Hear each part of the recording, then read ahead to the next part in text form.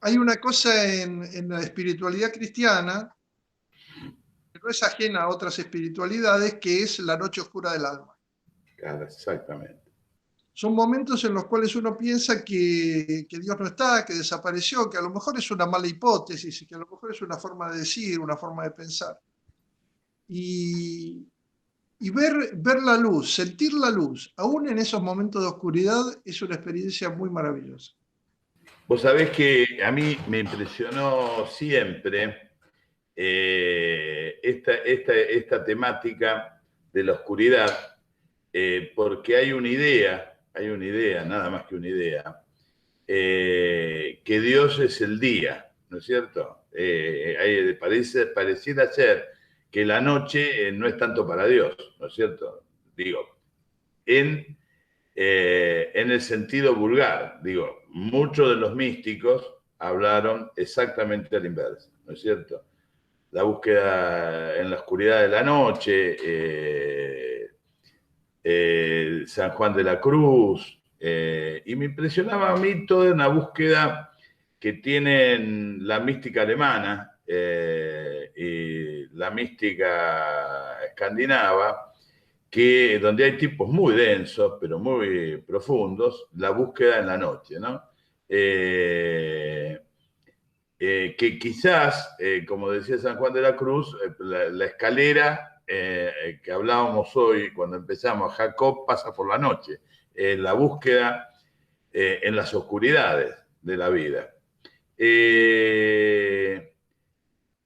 El problema es que, como vos decís, lo que disgusta, lo que no nos satisface, ¿no es cierto? Que lo tenemos que tomar para bien. Aunque nos duela, digo, porque a veces del dolor también se produce la alegría. Entonces yo te quería preguntar sobre dos personajes eh, que tienen el mismo nombre, ¿no? Y que tienen mucho que ver con una mística del compromiso, de la comunidad, del encuentro, del abrazo, del tratar de transformar mal por bien.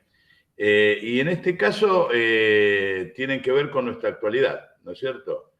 Una actualidad de 800 años, que es San Francisco de Asís. Y el otro es el Papa Francisco, que toma el camino franciscano, y él mismo lo dice en la última encíclica,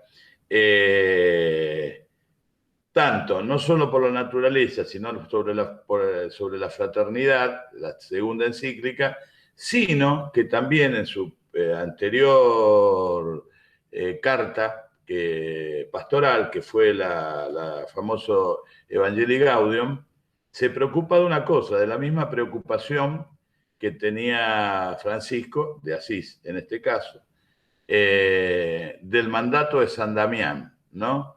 Eh, ¿Por qué no te dedicas a arreglar mi iglesia porque está en ruinas? ¿Te acordás?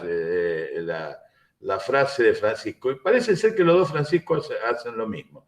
Yo te pregunto a vos, así como sensación espiritual, ¿no es cierto? Sobre estas dos personas, sobre estos dos personajes, tratarlo de personajes bastante berreta, pero digo, en el sentido profundo, de ejemplo, ¿cuál es la sensación? Porque un poco nos está pareciendo, desde el punto de vista espiritual, que estos dos Franciscos alimentan un camino espiritual para el siglo XXI. Pero digo, ¿cómo lo ves vos? Porque esto es lo importante.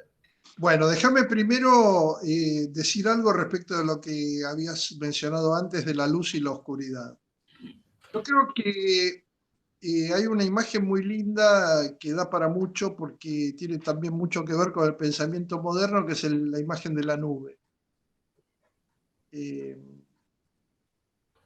La nube está iluminada por arriba por Dios y por debajo está sujeta a la oscuridad. Pero nosotros cuando vemos la nube no tenemos ninguna duda de que atrás está el sol. La noche oscura transcurre así.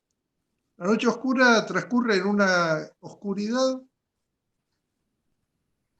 que tiene en sí misma la conciencia de que la luz está atrás. Perfecto.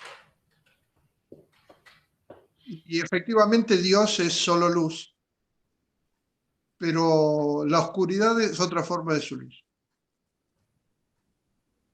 Volviendo ahora a lo que vos me decías, yo te quería mostrar, pero no sé si el encuadre lo va a permitir, que te quería mostrar que en mi altarcito personal preside la cruz de San Damián, ¿no? Porque San Francisco también es un santo patrono de nuestra comunidad muy importante, lo mismo que Santa Teresita. El padre Elías fue párroco de Santa Teresita acá en la costa durante mucho tiempo y allí empezó la obra de la comunidad que tiene centro en Las Toninas, que es una localidad de la costa muy cercana a Santa Teresita. Yo pienso que la espiritualidad franciscana es una espiritualidad muy dura en los tiempos modernos, porque la espiritualidad de los dominicos o la espiritualidad de los jesuitas se lleva mejor con un periodo del iluminismo. De alguna forma, este humanismo ilustrado que tuvo a partir del siglo XVI, Europa, fines del siglo XV, principio del siglo XVI, se lleva mejor con estas expresiones. En cambio, es mucho más difícil conciliarse con las formas de expresión que pasan por el servicio del amor. Una de las definiciones más lindas que encontré en mi camino de qué diferencia el cristianismo de otros proyectos es que mientras todos los proyectos persiguen el amor al dominio, el cristianismo persigue el dominio del amor. Yo creo que en esto San Francisco es una luz muy importante. En lo personal me influyó mucho, sobre todo en esta cosa de la sensibilidad al mensaje de la naturaleza y de la historia. Este encuentro de Francisco con el leproso, ¿no? que está contado por ahí, si mal no recuerdo, por Larrañaga o por alguno de los biógrafos, donde Francisco en un momento de entrega final dice, bueno, Señor, está bien, soy todo tuyo, salvo una cosa, no me cruces con el leproso. Sí. Y lo primero que encuentra al salir de la iglesia es al leproso. Qué obvio. Y sale corriendo en la otra dirección. Se paraliza y dice, ¿qué estoy haciendo? Entonces lo abraza. Y lo que dice en su relato es que en ese momento siente la felicidad más grande. Que podemos interpretar que es no solo extender la mano al leproso, sino vencer a Satán adentro de uno mismo. Que es la guerra más difícil que tenemos nosotros planteada. Yo creo que Francisco, nuestro Papa, está condenado a sufrir mucho. Creo que por su propio rol no puede soslayar el aspecto político, y el aspecto político es una masacradora en este momento. Porque la política está confundida por esta ausencia de Dios que habíamos hablado antes, y cualquier testimonio profundo está destinado a la maledicencia y a la crítica, en cualquier dirección. Yo pienso que en este momento la iglesia está peor que la de San Francisco. O sea, creo que la iglesia está muy, muy afectada por una crisis interna donde conviven formas de ver y formas de vivir muy diferentes y que son crecientemente irreconciliables. Lo digo con dolor, porque es mi familia. Pero desgraciadamente creo que estamos al borde de una crisis muy grande, que a lo mejor nuevamente es signo de los tiempos, pero creo que Francisco como timonel de esta nave, eh, a ver, está destinado a fracasar, pero como Cristo. Creo que si nosotros vemos la carrera histórica de Cristo, es una carrera que no se puede decir que fue de un éxito circunstancial en una batalla local. Y creo que Francisco lo sabe, y creo que lo que nos está haciendo es dar un mensaje a los que estamos en condiciones de recibirlo, de que este combate que viene es un combate de martirio. Y el martirio es una palabra griega que se traduce en latín por testimonio. Este es un tiempo de testimonio hasta el martirio.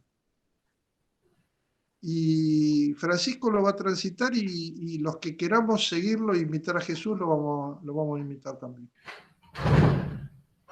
Yeah. No sé si fue muy negro. No, sí, a ver. Algo que conversamos constantemente con Jorge, nosotros los cristianos seguimos a un tipo que, lo digo con cariño, ¿no? Fracasó. Si Claro, pretendemos otra cosa, no entendimos nada. Es otro el proyecto del reino, ¿no?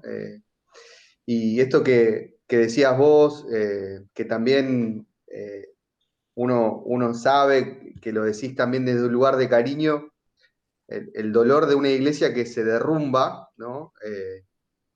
La iglesia está en un proceso hondo de purificación por parte del Espíritu Santo también, ¿no? O sea, así como Dios está purificando todo en este momento, también la iglesia asiste a esa purificación y hay que dejarse llevar por esa purificación en el sentido de, si queremos poner los ladrillos de esta iglesia en el mismo lugar donde estaban antes, no vamos a poder rearmarla. Yo creo que con estos ladrillos, estos cascotes, un poco de cemento, tenemos que armar otra cosa, ¿no? Algo comunitariamente más fiel al proyecto de Jesús y su reino. Y esto que vos estás diciendo del rol de Francisco, del Papa, en todo esto, yo coincido. En la vida, en la trayectoria de Jorge María Bergoglio, le ha tocado pasar por varias noches oscuras y es un tipo que está preparado, creo, para este momento histórico y guiarnos en medio de esta, ¿no? Que nos toca sí, transitar. sí. Una cosa que yo pienso que es muy importante es defender a Francisco de los que lo defienden. Creo que tenemos que orar mucho por eso y desgraciadamente el camino de la misión en este momento es un camino muy estrecho. Un camino es un desfiladero. Es un desfiladero para sostener las banderas del reino más allá de los cantos de sirena de uno y otro lado. Nosotros transitamos un camino muy estrecho que va entre dos abismos, dos precipicios. Uno es diluirse en el mundo para ser popular y otro es emperrarse en tradiciones que a lo mejor muchas veces no son esenciales.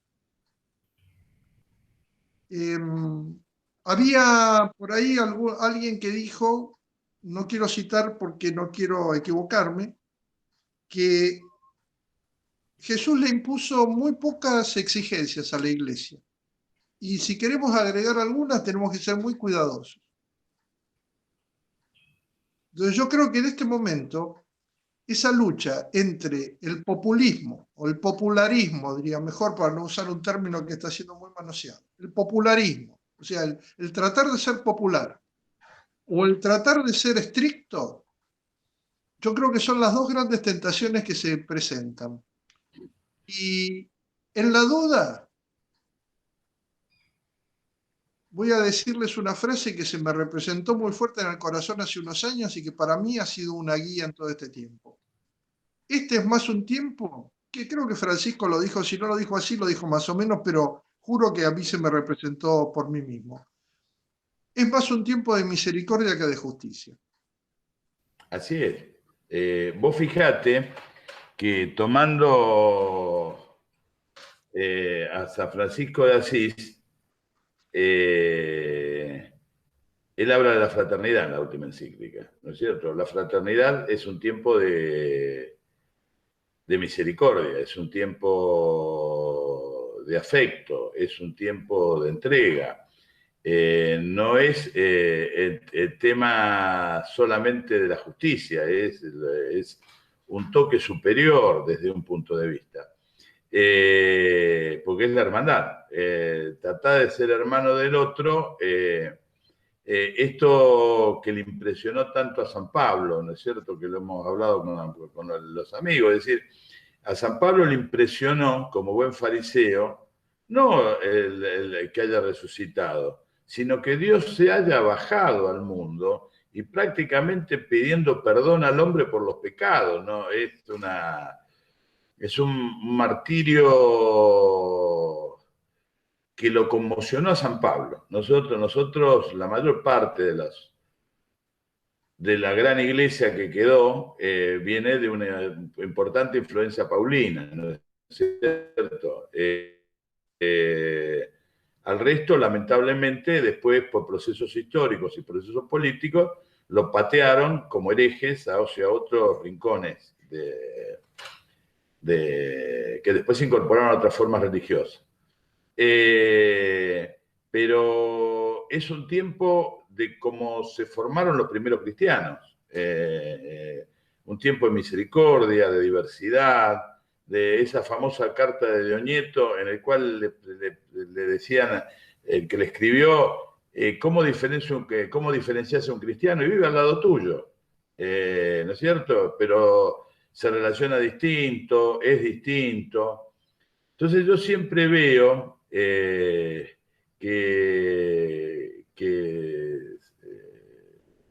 el Papa Francisco es, como vos muy bien dijiste, sobre todo los jesuitas y otras órdenes, y los dominicos por opción de la época renacentista, un poquito antes, atendieron más al fenómeno iluminista, es decir, son capaces de comprenderlo. Ignacio era evidentemente un tipo de la modernidad.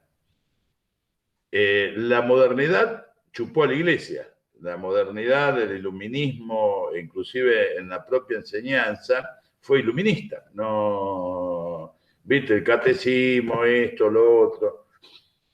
El pasaje que vos explicaste con tanta claridad, de ese tiempo a otro, ¿no es cierto?, es muy complejo, que es lo que estamos viviendo.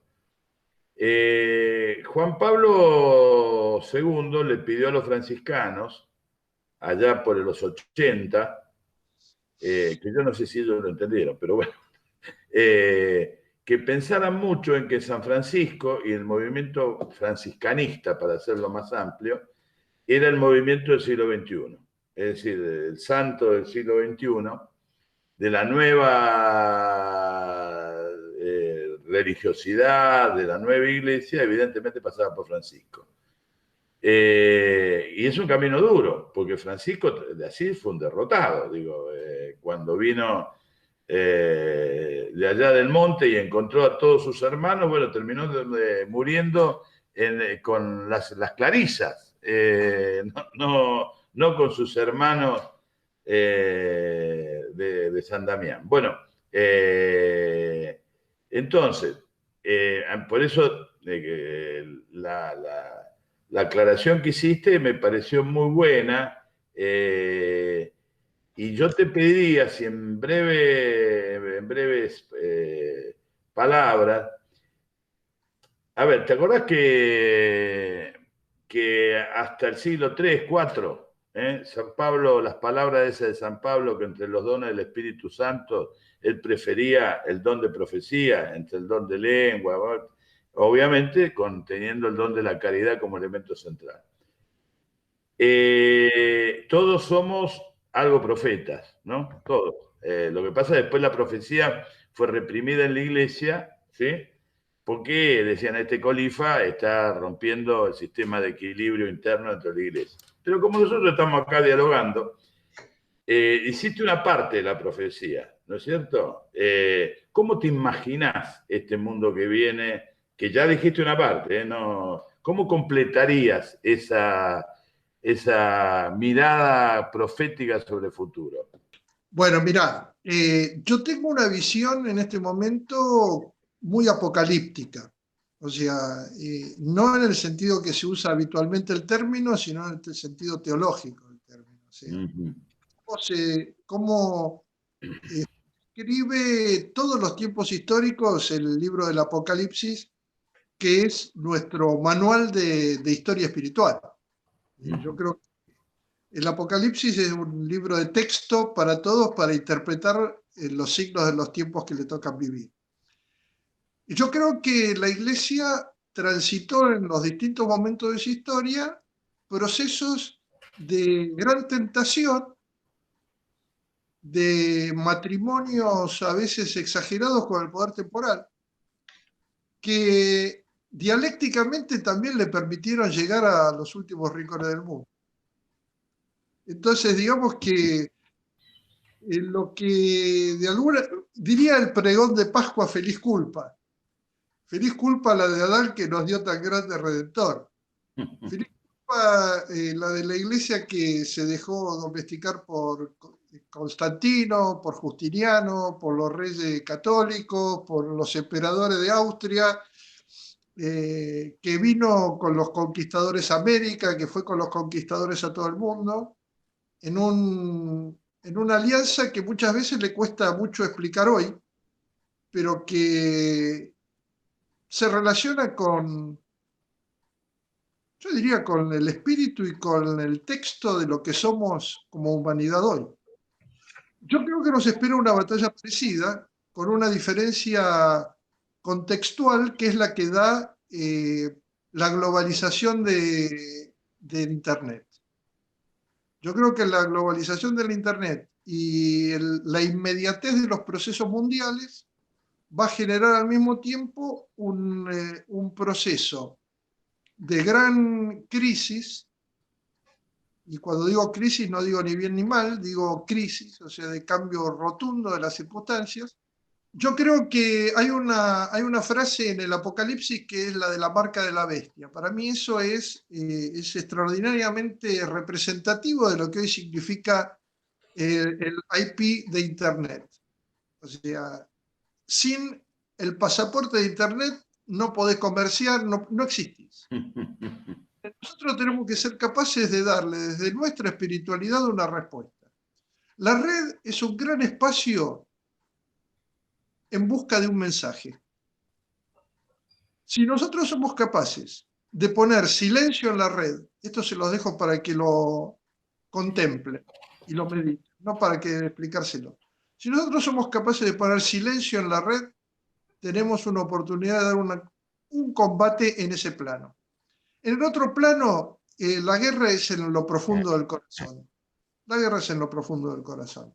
Yo creo que en el corazón de cada uno está la respuesta y mi esperanza es ser, como dijo San Pablo, fiel hasta el final. Yo lo último, como cierre, algo que quieras decir, algo que vos, como abierta, la última pregunta es abierta, a lo que vos quieras decir, a lo que vos quieras transmitirle a las personas que van a estar mirando y escuchando este programa de radio virtual? Bueno, nada nuevo, sino, digamos, enlazar un poco las cosas más significativas para mi gusto de lo que dije. Uno es que estamos en un proceso abierto con una crisis muy grande por delante, que finalmente todo va a ser para bien. Como nos enseña nuestro manual de historia espiritual, Jesucristo ya ganó, ya venció. Y es necesario solamente que esta victoria se despliegue en el tiempo, mantener el corazón dispuesto, mantener la confianza en Dios, mantener el espíritu de servicio y de alabanza frente a todo lo que nos está ocurriendo, y al mismo tiempo saber que no depende de nosotros solos lo que va a ocurrir, sino que estamos sujetos a la gracia de Dios. Pedir esa gracia, pedirlo en la oración, pedirlo en la contemplación, pedir cada vez más comprensión de las cosas que ocurren alrededor, pedir la templanza frente a los impulsos pasionales que a veces nos dominan, y mirar alrededor y tratar de estar presente para el que lo necesite. Perfecto. Amén. Muy bien. Que así sea.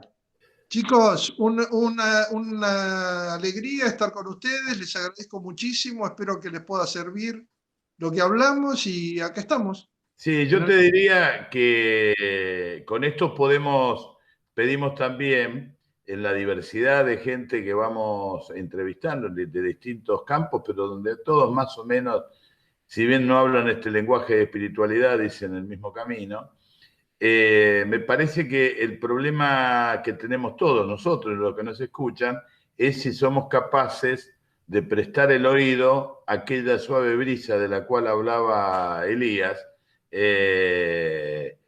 porque todos quieren ver a Dios en el medio de los rayos, en el medio de las tormentas.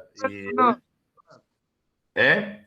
Sí, totalmente de acuerdo. Sí, es un poco lo que yo te decía, ¿no? Esto del todo es para bien o la noche oscura son expresiones de eso, ¿no? No, Thomas Keating hablaba ahí de los falsos programas de felicidad, ¿no? Los falsos programas del tener, del querer y del poder.